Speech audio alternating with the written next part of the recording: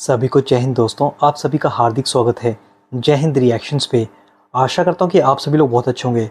दोस्तों, भारत अब अफगानिस्तान और रूस के साथ मिलकर पाकिस्तान की जमकर ठुकाई करेगा, ऐसा खुद कहना है पाकिस्तानी मीडिया का। तो इसी मुद्दे पे आप देखेंगे पाकिस्तान के दो मशहूर पत्रकार, एक तरफ आप देखेंगे आरजू काज़मी को और उनके सामने होगा पाकिस्तानी एनालिस्ट और पत्रकार कमर चीमा, जिसको इस बात का डर सता रहा है अब भारत अफगानिस्तान और रूस के साथ मिलकर पाकिस्तान में जमकर तबाही मचाएगा। तो ये वीडियो काफ़ी इंटरेस्टिंग होगी, आपको बहुत कुछ जानने को मिलेगा, तो इसे अंत तक देखें और चैनल पे नए हैं तो चैनल को सब्सक्राइब कर दें। तो चलिए पहले ये वीडियो देखते हैं और अंत में इसके बारे में बात करेंगे।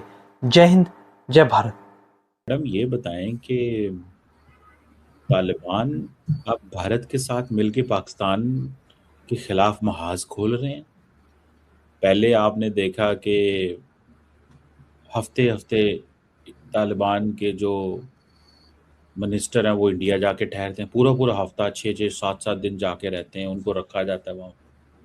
अब सुनने में आया है कि इंडिया ने रशिया को भी ये कहा है कि आप उनके साथ एक छोटा मोटा कोई मिलिट्री अलायंस कर लें। ये मिलिट्री अलायंस का टेक्निकल सपोर्ट वगैरह जो भी दे रहे हैं उनको। अब आपको नजर आ रहा है कि there is an India Afghanistan Russia triangle against Pakistan. आप इसको ऐसे देखती हैं या कि आप समझती हैं कि नहीं, ये we are reading too much in the situation? नहीं सर, मुझे लगता है कि अगर आपको याद हो तो कोई 4-5 साल पहले भी जब हम लोग इंडियन टीवी पे जाया करते थे, बल्कि शायद उससे भी पहले, तब भी वहां पर 6-7 साल पहले तब भी वहां पर यही बात होती थी कि भारत से जो पैनलिस्ट होते थे वो कहते थे कि हम तो बहुत काम कर रहे हैं अफगानिस्तान में, हम तो उनको दोबारा से बनाने में और जो कुछ अमेरिका की वजह से जो तबाही हुई है वो सही करने में उनकी मदद कर रहे हैं। और पता नहीं कितने कितने बिलियन डॉलर जो है या मिलियन या बिलियन डॉलर जो है वो बताए जाते थे कि हम वहाँ इन्वेस्ट कर रहे हैं। तो उनका तो सर सिलसिला जब का चल रहा है। और उस वक्त तो अशरफ गनी की गवर्नमेंट थी, तो अब अगर वो गवर्नमेंट हट के और तालिबान की गवर्नमेंट है जो कि हम ही लाने का दावा करते रहे, तो सर उसमें तो कोई ऐसी बात नहीं है। और वैसे भी ये तो हमेशा से ही हुआ है कि जब पाकिस्तान के किसी से टर्म्स खराब हो गए तो वो जाकर उन्होंने भारत के साथ टर्म्स अपने बेहतर कर लिए। तो क्योंकि जाहिर है कि वो हमारे साथ नहीं होगी बात, तो उसके बाद दूसरी चॉइस तो उनके पास भारत ही होती है। चाहे वो बांग्लादेश को देख लीजिए, जब बांग्लादेश के साथ हमारे टर्म्स ठीक नहीं थे तो भारत से ठीक थे, और जब हमारे साथ सही हुए शेख हसीना के जाने के बाद तो फिर वहां पे बिगड़ गए।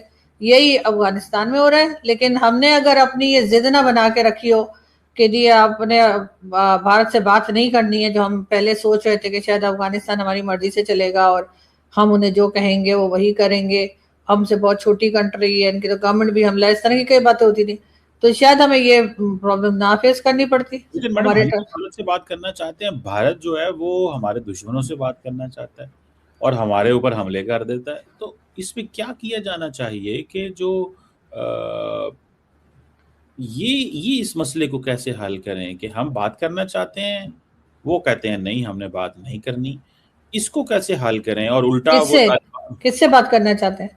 देखें, पाकिस्तान के अंदर तो ये कंसेंसस है। जैसे मिसाल के तौर पे जब ये सो कॉल्ड पहलगाम का एक इंसिडेंट हुआ, तो आपको पता है कि पाकिस्तान के वज़ीर आज़म ने कहा आईएमएल के जॉइंट इन्वेस्टिगेशन करते हैं, आईएमएल के चीज़ों को सॉर्ट आउट करते हैं।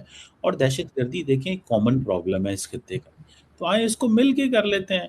वो कहते हैं नहीं हमने ऐसे नहीं करना, हमने बीएलए को ही सपोर्ट करनी है। अभी जो सागडार साहब मिले हैं अमेरिका के मार्को रूबियो से, तो मार्को रूबियो ने बीएलए का स्पेसिफिकली जिक्र किया है।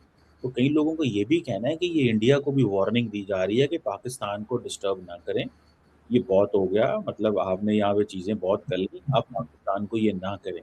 तो हम हमारी ऑफ़र को क्यों इंडिया सीरियस नहीं लेता? अब उल्टा तालिबान के साथ बैठ के तो प्लानिंग्स हो रही हैं। एक तो सर हमारे किसी से जरा भी क्लैशेस हो हम फौरन उसको दुश्मन गिनना शुरू कर देते हैं। अफगानिस्तान में पहले तो हमारे भाई थे, पहले तो हम उनके साथ बॉर्डर शेयर करते हैं, तो हमारी तो उनकी तारीफें करते, हम थकते नहीं थे। इमरान खान के जमाने में कहते थे कि जी तालिबान की हुकूमत आ जाएगी तो हमें कश्मीर लेके देगी, इस किस्म की बातें भी हम किया करते थे। अब जब उनकी हमारे साथ नहीं बन रही है और क्लैशेस हुए हैं और हमने यहाँ से पकड़ पकड़ के अफगान सिटीजन को बाहर निकाला है जबरदस्ती, जबकि वो तालिबान की हुकूमत हमें रिक्वेस्ट करती रही कि आप आराम से कीजिए, इतनी जल्दी मत मचाइए, लेकिन हमने कोई बात नहीं सुनी उनकी। तब तो कुछ नहीं है। और उसके बाद हम कह देते हैं कि जी अब तो हमारी दुश्मनी हो गई है, तो जी वो फिर भारत से जाकर मिल गए। तो भारत के साथ तो उनकी दुश्मनी कभी रही ही नहीं।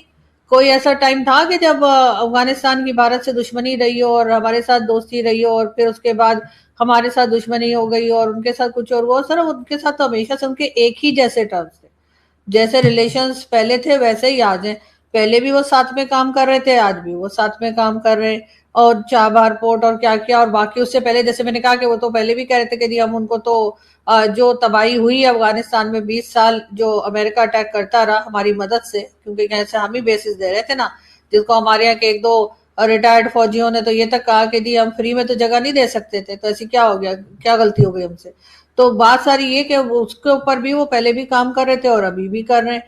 तो उसमें तो मेरे ख्याल हमें इतना डिस्टर्ब नहीं होना चाहिए। और अगर मार्को रूबियो या किसी से भी मुलाकात होती है और वो ये कहते हैं कि जी बीएलए का जिक्र कर देते हैं या कुछ, तो सर बात फिर वही आ जाती है ना कि बीएलए जो है उसको आपने कहला दिया कि जी वहां पर जो है वो कह दिया कि जी यूएन में लिखवा दिया है आपने कि ये जो है टेरर ऑर्गेनाइजेशन है, ठीक है ना, मान लिया। लेकिन बात सारी है वो आपको कंट्रोल तो खुद ही करना पड़ेगा ना, वो यूएन आके तो नहीं कंट्रोल करेगा। आपको देखना पड़ेगा कि आपने इनके अटैक्स कैसे रोकने हैं, आपको देखना पड़ेगा कि वो बार बार अटैक क्यों कर रहे हैं। सिर्फ भारत के कह देने से अगर ये और होता, तो अगर भारत इतना मजबूत होता, इतना स्ट्रांग होता या उसकी इतनी चल रही होती, तो जो दुश्मनी हमने पाल के रखी है, जो हम बताते रहते, फिर तो पाकिस्तान का कोई कोना उन्होंने ना छोड़ा होता, हर जगह कुछ ना कुछ हो रहा होता। लेकिन ऐसा नहीं है। लेकिन आप क्योंकि जो बलूचिस्तान में या केपीके में जो हमारी अपनी गलतियां हैं, जो हम अपने मिस्टेक्स को मानते नहीं है कि वहाँ के लोगों की जो डिमांड्स हैं या जो राइट्स हैं वो हम उनको नहीं देते, और उसके बाद जब वो शोर करते हैं या किसी किस्म का वहां पर कोई बात हो जाती है तो हम कहते हैं जी भारत करा रहा है। वरना जो दुश्मनी मैं कह रही हूँ हमने भारत के साथ लगा रखी है और खुद ही बढ़ाते चले जा रहे हैं, तो अगर ऐसे में उनका बस चलता तो सर वो तो फिर सबसे पहले पंजाब उड़ा देते। और पंजाब में भी सर हमने वो हाफिज सईद और क्या क्या बिठाए हुए, लेकिन उन्होंने तो ऐसा कुछ नहीं किया अभी तक। तो सर थोड़ी सी अपनी तरफ भी देख लेना चाहिए। ठीक है दूसरा आपके पीछे हो सकता है लगा हो, आपने क्योंकि आपने दुश्मनियां ऐसी पाल रखी है, लेकिन अपनी गलती भी तो देखे ना कि हमारी काम मिस्टेक है जो हमारे लोग हम ही से नाराज हैं। बलूचिस्तान को आप कहते हैं जी पाकिस्तान का हिस्सा है और है भी अभी तक, तो सर उसमें आप देखिए कि वो हमसे क्यों नाराज हैं। ऐसे ही सर केपी के वाले भी अभी तक तो साथ ही हैं, वो और बात है कि कभी पख्तूनख्वा और कभी क्या क्या बात होती है वहां पे, लेकिन सर आप उनको नाराज करते चले जा रहे हो, फिर आप कहेंगे किसी ये पता नहीं साथ क्यों नहीं रहना चाहते। तो सर उधर भी तो देखे ना। मैडम ये बताएं। दोस्तों आपने देखा चीमा के चेहरे पे कैसे डर का माहौल था। मुझे तो लगता है चीमा ने जो डायपर पहना होगा कहीं वो गीला ना हो गया हो। अब चीमा ये कह रहा है कि भारत हमारे दुश्मनों के साथ मिलकर हम पे हमला करेगा। तो ये एक बात बताओ, तुमने इतने दुश्मन पाल ही क्यों रखे हैं? तुमने सारे पड़ोसियों के नाक में दम करके रखा है। अब जब तुम्हारी ठुकाई होने की बारी आई तो तुम विक्टिम कार्ड खेलने लग गए। इसलिए चीमा तुम्हें दुनिया भर में कोई सीरियस नहीं लेता। दोस्तों आशा करता हूँ कि वीडियो को आपने अंत तक देखा होगा। अगर आपको वीडियो पसंद आई है तो इसे लाइक और शेयर जरूर करें और अपने विचार हमें कमेंट सेक्शन में लिखकर जरूर बताएं। और एक बार फिर चैनल पे नए हैं तो चैनल को सब्सक्राइब कर दें। तो चलिए फिर मिलेंगे ऐसी किसी लेटेस्ट और इंटरेस्टिंग वीडियो में। तब तक अपना ध्यान रखिए। जय हिंद, जय भारत।